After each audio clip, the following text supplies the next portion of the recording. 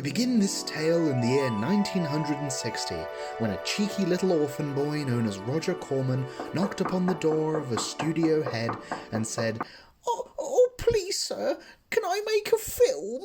If you're unaware, Roger Corman was a prolific director and producer most well known for various Edgar Allan Poe adaptations, Death Race 2000, and his infamous unreleased Fantastic Four movie. I really miss drugs. But possibly his most infamous film is his cult classic comedy horror, The Little Shop of Horrors, the story of lovable loser Seymour Krelborn and his new plant Audrey Jr., who turns out to be a carnivorous alien monster bent on world domination. Filmed on a studio backlot in between different projects in the space of just 2 days, that's not a joke, this film was widely considered, well, sort of a joke in and of itself. I made the arrangement to utilize these existing sets for 2 days. And then I met with Chuck Griffith, who is a writer I had worked with successfully several times before, particularly on a comedy horror film called Bucket of Blood. And Chuck and I brainstormed for about 1 day. It was cheaply made and farted out as a B-feature to Mario Bava's Black Sunday, but was surprisingly well received by critics and audiences alike, and even launched the careers of now Hollywood legends Jack Nicholson and Dick Miller, may God rest his soul. But because Corman wasn't confident in the film's success, he foolishly entered the rights into the public domain, where 20-odd years later, up-and-coming musical theatre writers Howard Ashman and Alan Menken managed to grab up the idea and turn it into the now hit off-Broadway musical of the same name. Now, I wouldn't necessarily call myself a fan of musicals in the broad sense, but Frank Oz's 1986 masterpiece adaptation of the play is my absolute wet dream. It's the exact kind of bollocks that appeals to my specific sensibilities. And to my abject terror, I discovered that no one is talking about this film, which is bullshit of the highest order. So today I'm going to remedy that by gushing about a 30-year-old musical for way too long while I'm self-quarantined because of that kooky little virus. And I hope you're happy about that too, because honestly, I don't know if anyone cares as much about this film as I do, and I have no idea if this is even worth it, but f***ing I'm gonna do it anyway. Now, to kick things off, I actually did my research and watched the original film before writing this review so I can fairly compare the two films. And it was free to watch on Wikipedia, but that has nothing to do with it. Shh. And while it has its charms, such as Dick Miller's entire character revolving around him eating flowers, yeah, boy do the limitations of the production really show. And don't get me wrong, I respect Roger Corman a ton, but I really appreciate the creative liberties taken with the source material for the play, such as giving both Audrey 1 and 2 way more of a character and personality, the latter sounding less like that TV monster thing from that one episode of Doctor Who. Feed me! I'm hungry! I also appreciate the story changes, such as Audrey 2's victims being more personally tied to Seymour and giving him more of a reason to kill them other than...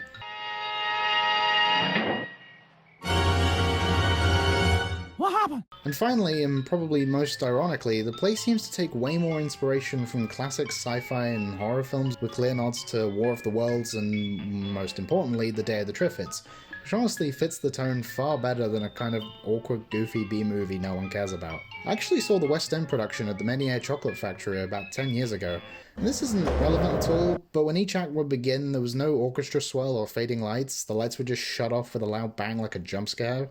Pretty f***ing funny, although it did scare the shit out of me as a kid. So when a film adaptation came a-knockin', producer David Geffen hired Muppets and Star Wars legend Frank Oz to direct after Martin Scorsese dropped out. What the f***? Can you imagine what that would have looked like? And every positive that the play and the original film introduces, in my opinion, the remake doesn't necessarily change, but more refines. While the play takes place primarily in the flower shop, the film opens up and brings us into a more finely fleshed out world, which gave Frank Oz more freedom to be inventive with the musical numbers and cinematography. Instead of boring camera work mainly consisting of 2 close-ups if we're lucky, Oz utilized lots of jib shots, POV shots, inventive montage sequences, and so much more. This was all achieved through filming in the, at the time, largest soundstage in the world, the 007 stage at Pinewood Studios. Having this much room to perfectly recreate Skid Row in extreme detail allowed for so much more dynamic presentation, and also filming in the UK gave us a couple of cameos from well-known British character actors such as Miriam Margolyes and Danny John Jules. Frank Oz's experience with Jim Henson also helped the transition from stage to screen run a lot more smoothly because the puppetry and visual effects are astonishing. Contrary to popular belief, there were no stop-motion effects and only one chroma key effect in the entire theatrical cut of the film. Everything else was done with puppets. And that's pretty f***ing bonkers considering the amount of blood, sweat, and tears that clearly went into each and every one of these effects. There were 6 different versions of Audrey 2, ranging from its tiniest form to the monstrous love beast at the end of the film, which weighed a whopping 1 ton and had to be operated by up to 60 puppeteers, including Brian Henson, Jim Henson's son and director of the best and worst Muppet movie. Yikes! And none of this was done with wires or anything. The production team actually had to contact the Atomic Energy Institute in order to design fully mechanical vines. Now when you watch the film, Audrey 2 has some pretty convincingly natural movement and lip sync, and that's because they shot all of these sequences at a reduced frame rate and half speed, and sped it up in post, giving the plant a weirdly real-feeling presence. Juicy plant lips. And yes, that did mean the actors had to lip-sync their songs in half speed. Crazy, right? But not as crazy as this shot of the little Audrey 2 growing into the slightly bigger Audrey 2 after Grow For Me. You know how in the Lord of the Rings films they created in-camera perspective effects so that the normal-sized actors appeared hobbit-sized by essentially making rigs out of tables? Well, essentially in this shot they had a plant puppet attached to a rig on a track that slowly moved towards the camera with a separate plant puppet on the table to hide the track, creating the effect of growth. That is so f***ing cool, but my carnivorous plant started to grow when I found out. Like, this is all the Thing levels of impressive, and it's a real shame that this film isn't treated like the practical effects holy grail like The Thing is. And for a musical as iconic as this, we can't not talk about the music. Oh god, the music, oh I'm gonna come! If you like pretty much any of the Renaissance Disney era music, you have Little Shop of Horrors to thank, because without the play's success and its amazing music, Howard Ashman and Alan Menken wouldn't have gone on to write the songs for classics such as Aladdin, Beauty and the Beast, The Little Mermaid, and the remakes of those first two, I guess. Ugh. Seriously, the songs in this film are so good that I frequently bop to this on Spotify when I'm doing chores like hoovering, or writing the script, or playing with my little carnivorous monster. The final thing I want to talk about today is kind of controversial, I guess, and that is the theatrical ending versus the original ending. Now, the original ending follows pretty much exactly how the play ended. Audrey 2 eats Audrey and Seymour and eventually takes over the world, whilst the theatrical version features Seymour exploding Audrey 2 and him and Audrey living happily ever after. Now personally, I totally understand why this change was made. Test audiences weren't fans, it is a downer ending and leaves the whole film kind of cold, but again, personally, I think I prefer the original ending for that exact same reason. And you miss out on a really amazing practical effects and action set piece that consists of like a Godzilla-type city destruction. It's really cool. But mainly because the ending sequence features maybe the best song in the whole film, Don't Feed the Plant.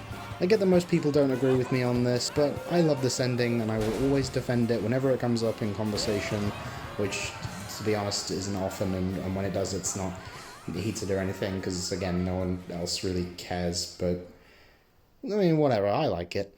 And that's Little Shop of Horrors. Not the best or most impressive musical ever made, also not the best or most impressive video essay ever made, but for all the insane puppetry work, badass songs, hilarious cast, and sexy, sexy vegetables, it earns the title of my favourite musical. And all that hard work paid off because, unlike its predecessor, this was a huge hit with audiences, grossing an impressive $39 million in its initial release, which for inflation's sake would put it just above Alita Battle Angel in terms of domestic gross. I remember in 1986, that was a lot of money. It was so successful even that our boys Howie and Al were nominated for an Oscar for Mean Green Mother from Outer Space, which, as far as I'm aware, was the first Oscar-nominated song to feature any kind of profanity. Now, there's a lot of stuff I didn't even mention, mainly in the interest of time, and also because I don't really want to spoil any of this film, and I want to keep as much of it a secret as much as possible.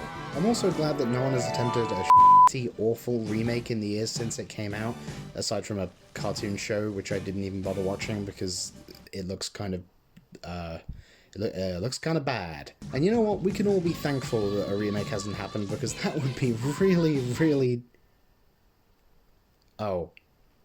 I don't know. Come on, boy.